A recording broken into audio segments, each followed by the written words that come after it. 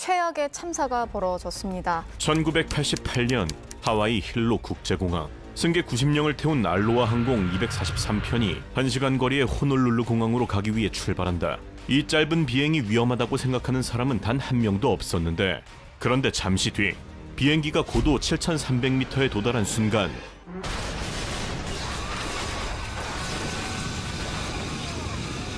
비행기 앞쪽 1등석 지붕이 통째로 날아가 버린 상황. 승객들은 안전벨트 하나에 몸을 의지한 채 맨몸으로 버티고 있고, 기장은 곧바로 가까운 공항의 관제센터에 연락하는데 마우이 관제탑 알로하 243입니다. 비행기 파손 4,000m에서 상영 중입니다. 비상 상황입니다.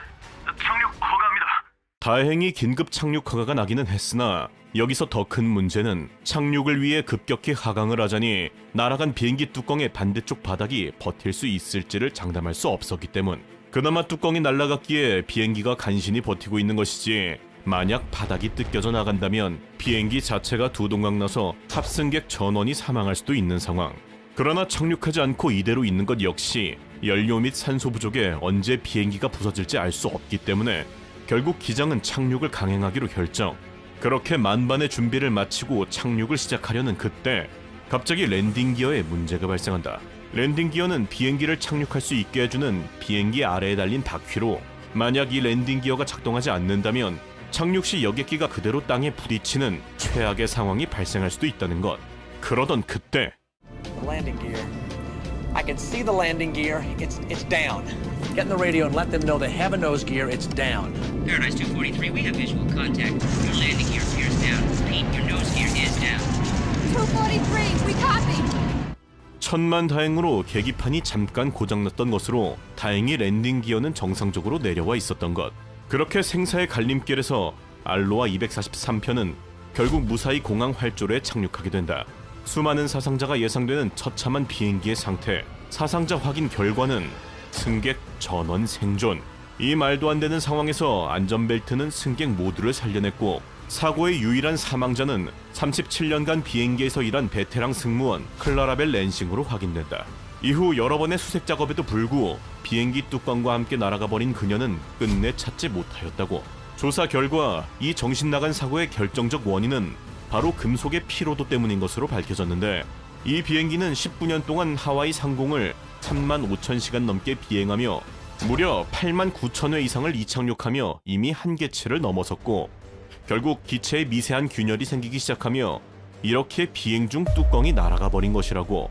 사건 이후 미국 연방항공청에서는 3만 번 이상 이착륙한 해당 기종 전체를 점검 명령을 내렸고, 결국 총 18개 항공사의 비행기에서 균열을 발견, 일부 비행기를 과감히 폐기 처분하며 추가 사고를 방지하였고, 또한 비행기가 분해되는 끔찍한 사고 속에서도 승객 모두를 지켜낸 기장과 부기장은 그 공로를 인정받아 폴라리스상을 수여받게 된다.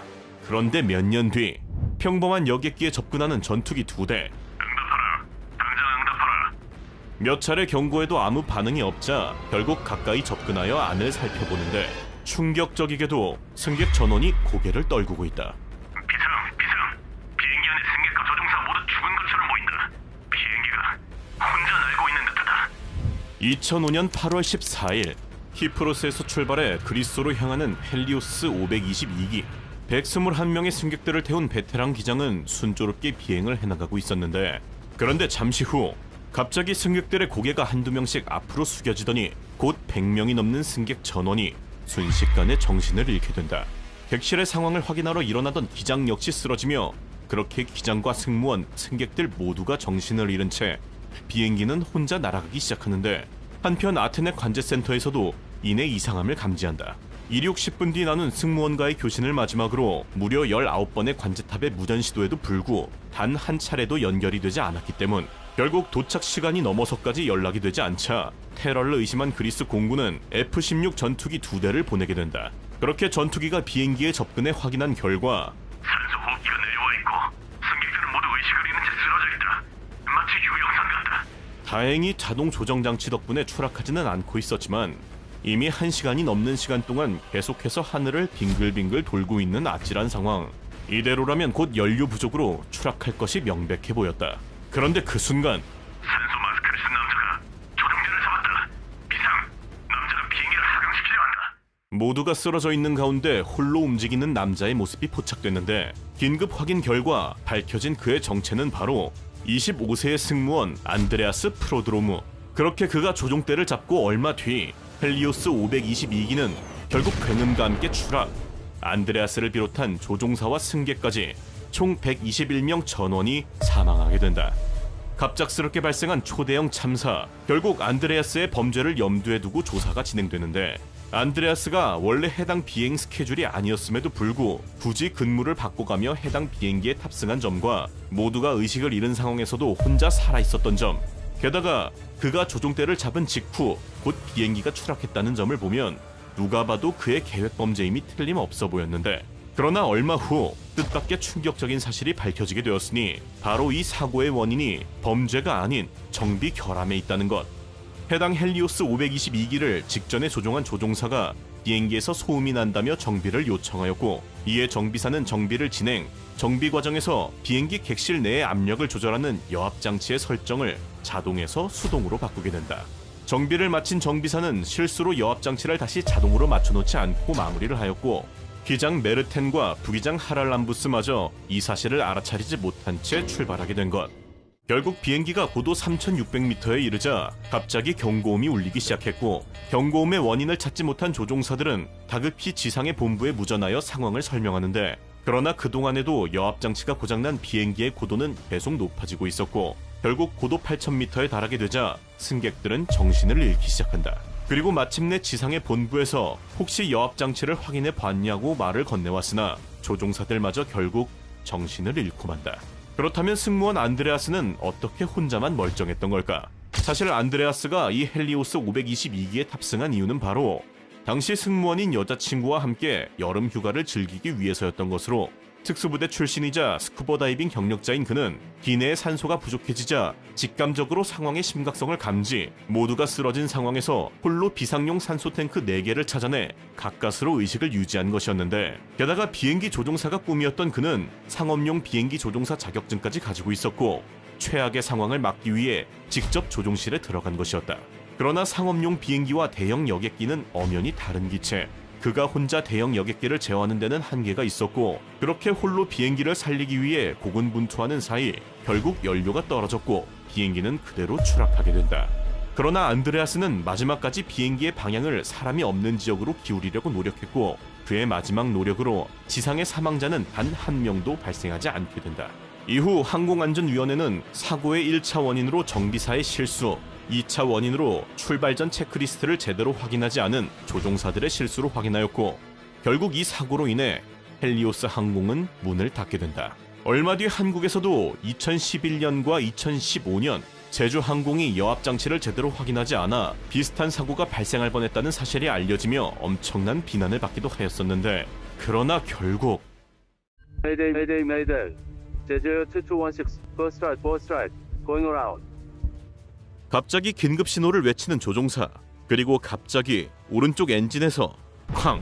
불이 뿜어져 나오더니 급격하게 추락하기 시작한다. 어떻게든 살려내려는 조종사의 몸부림.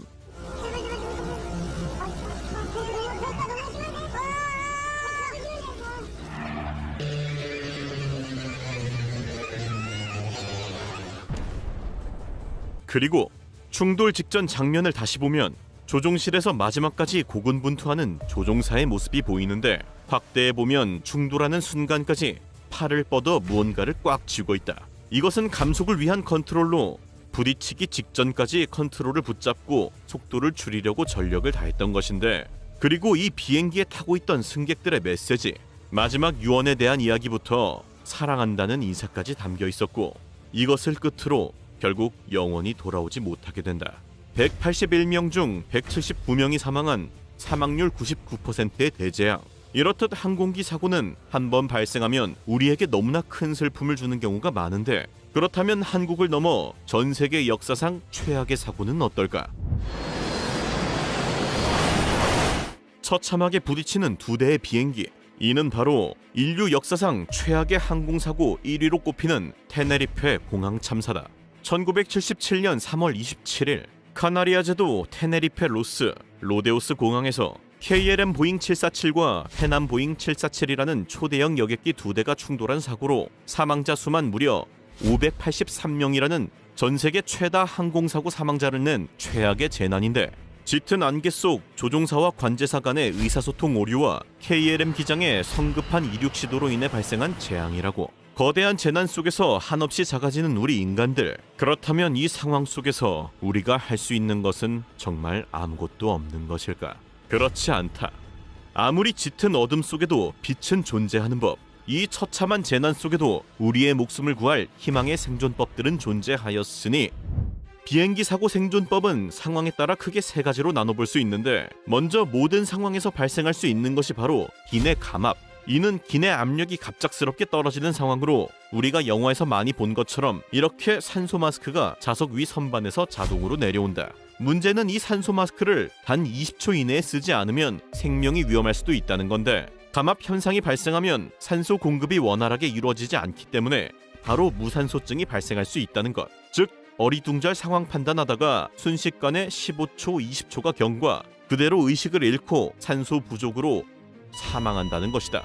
그렇기 때문에 산소 마스크가 내려오는 즉시 10초 안에 산소 마스크를 제대로 쓰는 것이 중요한데, 일단 산소 마스크는 앞으로 잡아당겨 코와 입을 완전히 덮은 뒤 끈을 조절해서 빈틈없게 착용해야 한다. 특히 아이랑 같이 있는 경우에도 어른이 정신을 잃으면 아이까지 위험해질 수 있기 때문에 반드시 보호자가 먼저 마스크를 쓰고 아이를 챙기는 순서가 중요하다고. 기내 감압에서 벗어났다면 항공기가 땅에 충돌할 충격에 대비하여 이렇게 머리를 보호하는 자세를 취하고 비행기가 완전히 멈출 때까지 꼭 이 자세를 유지해야 한다. 그리고 비행기가 땅에 멈춘 다음부터가 진짜인데, 바로 충돌과 동시에 발생하는 화재 때문. 이때 탈출 골든타임은 딱 90초로 보통 90초가 지나면 기내가 불길에 휩싸여 버린다. 실제로 이 영상을 보면 활주로에 착륙하자마자 여객기에 불이 붙기 시작한다. 순식간에 기내로도 연기가 차기 시작하는데, 다행히 승무원의 지시에 따라 승객들은 신속하게 차례로 탈출하였지만 379명 전원이 탈출하자마자 비행기는 곧바로 화염에 휩싸여 불타버렸다. 전문가에 따르면 승객 모두가 짐을 포기하고 신속하게 탈출한 것이 신의 한 수였다고 하는데, 만약 여기서 짐 챙긴다고 한 명당 10초씩만 소모했어도 300명이면 3000초, 즉 무려 50분이 지나가 버리기에 이미 모두가 불길에 휩싸였을 것이라는 거다. 그러므로 육지에 비상 착륙 즉시 짐을 모두 포기하고 손수건 등으로 입을 막고 신속하게 탈출하는 것이 중요하다고. 나는 요즘 화재 뉴스가 많이 보이길래 혹시 몰라 요즘 주머니에 이런 일회용 연기 방지 마스크를 넣어가지고 다니는데, 확실히 이런 긴급 상황에도 도움이 될 것 같아 제품 띄워뒀으니 혹시 필요한 사람은 참고하고. 다음으로는 항공기가 육지가 아닌 바다에 착륙하는 경우도 있을 수 있는데, 비행기가 바다에 충돌하는 경우 기내에 순식간에 물이 차오르기 시작하기 때문에 먼저 좌석 밑에 있는 구명조끼를 입고 신속하게 탈출해야 한다.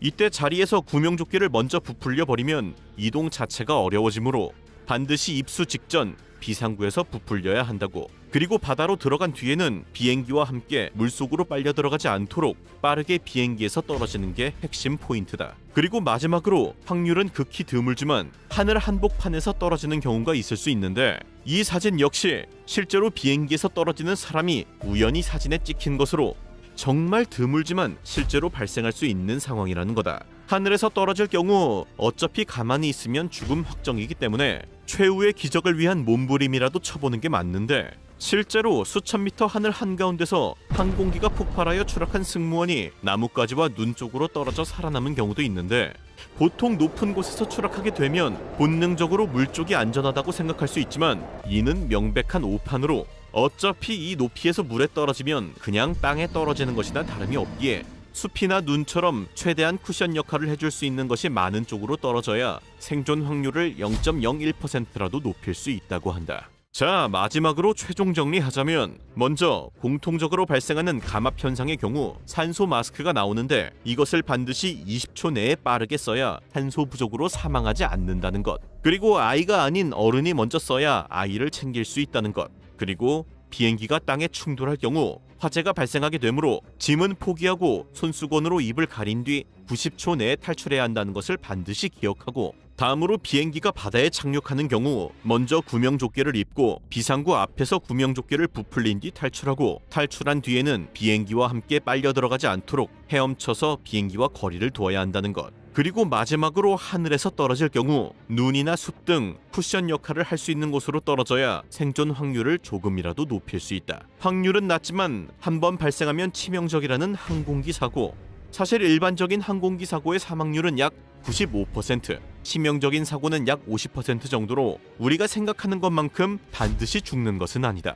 비행기 사고가 대부분 사망이라는 인식이 강한 이유는 사고 자체가 워낙 드물게 일어나지만 발생하면 대규모 사망으로 이어지기 쉽기 때문. 즉, 통계적으로는 생존율이 높다고 하지만 뉴스에 보도되는 대형 사고는 대부분 수백 명이 몰살하는 사건이어서 사람들 기억 속에는 한 번 추락하면 끝이라는 공포가 남는다는 것이니 너무 걱정하지 말고 마음 편히 비행기 타도록 하고, 그래도 만약에 발생할 최악의 상황을 대비해서 비행기 탈 사람이 있다면 오늘 영상을 꼭 알려주길 바란다. 그럼 아디오스.